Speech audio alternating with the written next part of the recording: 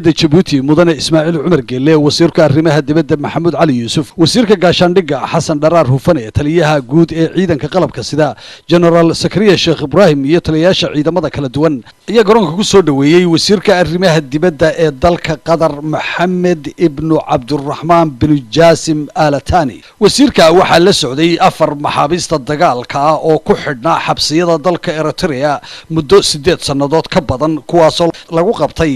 dagaalkii dhexmaray Djibouti iyo Eritrea sanadkii 2008 maxaabiistan ayaa kamid ahaa 19 xubnood oo ay dawladda Djibouti hore ugu gudbisay jamciyadda quruumaha ka dhaxaysta maxaabiistan dagaal oo muddo 8 sanadood ah aan xogtooda lahayn raq iyo ruux toona ayaa waxaa qayb libaax ka qaatay siideyntooda boqortooyada wadankaasi Qatar askartan maxaabiista ah ayaa markii ay ka soo dhaadhaceen diyaaradda sujuud fooda dhulka u dhigay Ilaahay iyagoo uga mahad celiyay halka uu ka soo badbaadiyay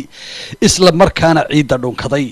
daqiiqadahaasi waxay ahaayeen kuwo farxad iyo murugo isugu lifaaqsan oo qof kasta indhihiisa ilma isku soo taagtay iyadoo la fahmi karo dareenka qof 8 sano in ka badan cadow gacanta ugu jiray isla goobtaasi waxaa joogay kooxda ciidamada qalabka sida ee loo yaqaano xarbi oo tumayay astaanta calanka oo ahayd waxyaabihii qiiro geliyay maxaabiistii la soo daayay waxaa warbaahinta la hadlay laba ka mid ah maxaabiistaasi oo kala ah Cali Cabdallah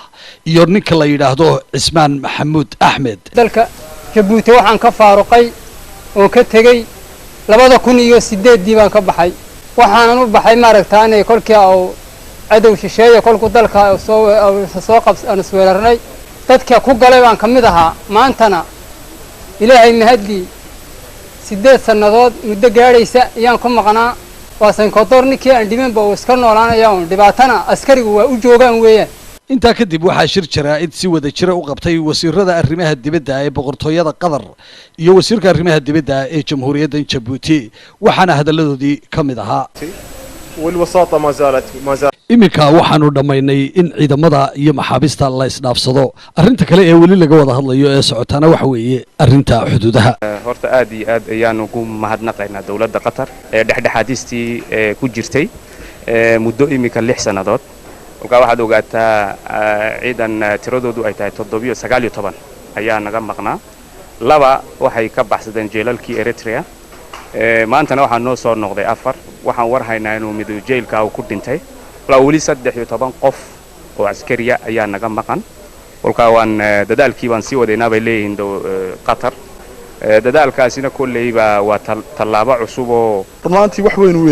weeyeen farxad bay u tahay dadkii ma taqaan dadkaasi ka dhasheen farxad bay u tahay askarta farxad bay u tahay shicibka reer Djibouti Ali Ahmed Rabi Ali Sayo Home Cable TV